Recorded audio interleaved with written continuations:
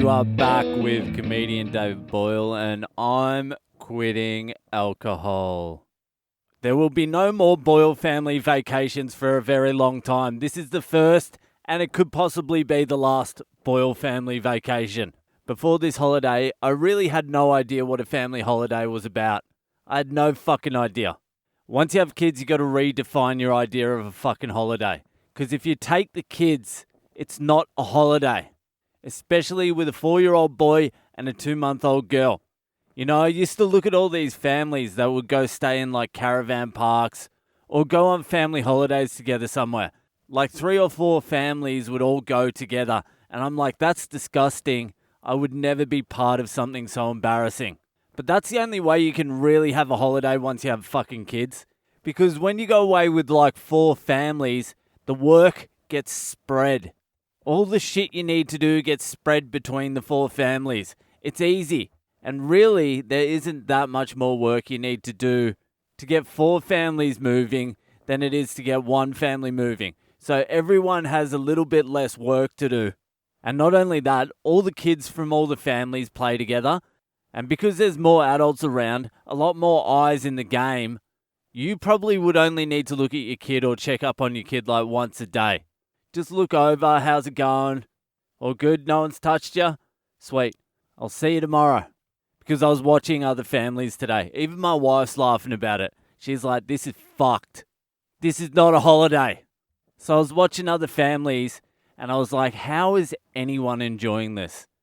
Who the fuck is enjoying this? And I saw a couple of bigger groups and I was like, all right, they look like they're kind of enjoying themselves. And I'm like, how many kids are there? All right, there's about 5 or 6 kids there. How many adults? About 6 adults as well. I'm like, that's still the same ratio. But it isn't, because you only really need 1 adult to keep an eye on kids. And the other 5 can just fuck off, do whatever they want. At any one time, you only need 1 adult looking. And they don't even need to be fully looking. They can be half looking. So in this family holiday crew I was looking at, all the kids were playing with each other. There was an adult half sort of looking. And the rest of the adults were just chilling out. And they were walking into a caravan park. And caravan parks, even though I am more or less trailer trash, I am above caravan parks. Even when we were booking, there was an opportunity to go to a caravan park. And I didn't really think much further than, I don't want to be stuck speaking to other families. That's it. I don't want to be speaking to some other fucking dad who is enjoying his time.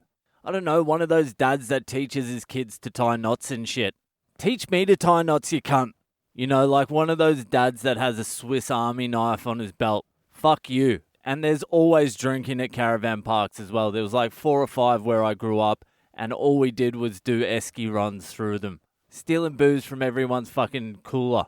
So then I would have been stuck speaking to this guy with the Swiss Army knife teaching me knots while he's down in 4 beers a minute. And then obviously it's going to come up, why don't you drink? And then instead of answering, I'll just start promoting the podcast and I'll probably end up playing it at the caravan park anyway. So I'm like, fuck that. Fuck caravan parks. Get us a hotel, get a swimming pool. I don't know. Just get anything. And the only thing there was this piece of shit hotel we're staying at. It really is a piece of shit. But the thing is with the caravan park that I didn't know. It was an amateur mistake. There's playgrounds there. There's other families. There's kids the same age. You probably get invited to a caravan for a barbecue. The whole world opens up for you in a caravan park as a family. The workload gets spread. And the other great thing about the caravan park is you don't leave the caravan park. You don't need to go anywhere. I spent my whole day today driving, taking out prams, restacking prams. I don't fucking push the pram though.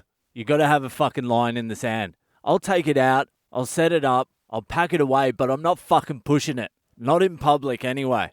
So I think what I'm going to have to do is I'm going to have to find some friends who have kids my age that I can hang out with, that I'm not going to want to kill myself to be around. None of my fucking friends have kids. None of them. That's the hardest thing, trying to find other parents that don't fucking annoy the shit out of you. We went down today. We went to the playground today. I took my kid. I'm like, I'll just push him on the fucking swing for a little while. That will be like a 10-minute rest for me. It'll be sweet. This is the key to parenting. You need other people to help you entertain your kids. You can't do it by yourself. It fucking drives you insane. You need to spread the entertainment load. A funny uncle, not too fucking funny though. Some other kids, aunties, grandparents, fucking anyone. Some dodgy clowns, homeless guys, anyone. But just don't try and be your kid's only source of entertainment. It's too much. So I was down at the park pushing my kid on the swing and he bumped into this other kid. Some little fat cunt. They started running off and playing games together, laughing their heads off. So I'm like, there's 15 minutes. I can relax. I'm like, I've got at least 15 minutes. This is sweet. And then the little fat cunt's dad came over for a chat and I'm like, fuck. I'm like, all right, I'll fucking make conversation. Then to turn it into like a positive, I'm like, all right, this will be good practice. It'll be good practice in speaking to the common man because he was just a commoner. I'll see if I can still converse with the common man. And so we start speaking and it goes all right for a little while. Then I start asking dumb questions about the bushfire. And he's like, this guy's a fucking idiot. They weren't even that dumb. He was just being one of those cunts. He was pointing at the black trees. I'm like, yeah, I saw the black trees. That's why I asked you about the bushfire. And then he asked me what I do for a living. And I'm like, I'm not telling this cunt I'm retired. Definitely not telling him that. I'm fucking definitely not telling him I'm a stand-up comedian. And I'm definitely not promoting the podcast. So I'm like, I'm a crane driver. And commoners respect a crane driver. So that's what I generally do when I'm speaking to the commoners. I say I'm a crane operator and a rigger, which are both technically true. They are very technically true.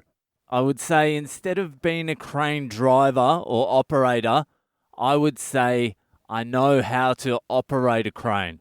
And instead of saying I am a rigger, I would say I know how to spell rigger.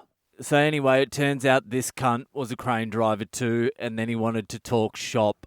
And like, I can hold my own speaking cranes and that sort of shit with other cranies, but if they're proper seasoned crane drivers, they'll know I'm talking shit within the first like maybe 15, 20 seconds. So I'm like, yeah mate, I just operate a little 13-ton Kato in the city, and I bang around with the old clunky fucking 21-tonner as well, that fucking thing. Kato, mate. And he's like, yeah, I know what you fucking mean, mate. I got the old 50-ton fucking Tadano. That fucking thing. I'm like, mate, tell me about it. I gotta go. Kids calling me. I'll see you later, mate. Good luck with the cranes. And I just got the fuck out of there. So that's it. No more family holidays until I find some more families to hang out with. And I think my wife understands that as well. We are banned from holidays. Unless we're going to see family members who can take the heat off us a little bit, there will be no more Boyle family holidays. All right, that's it for tonight. I have to re-enter hell. All right, I'll see you the fuck later.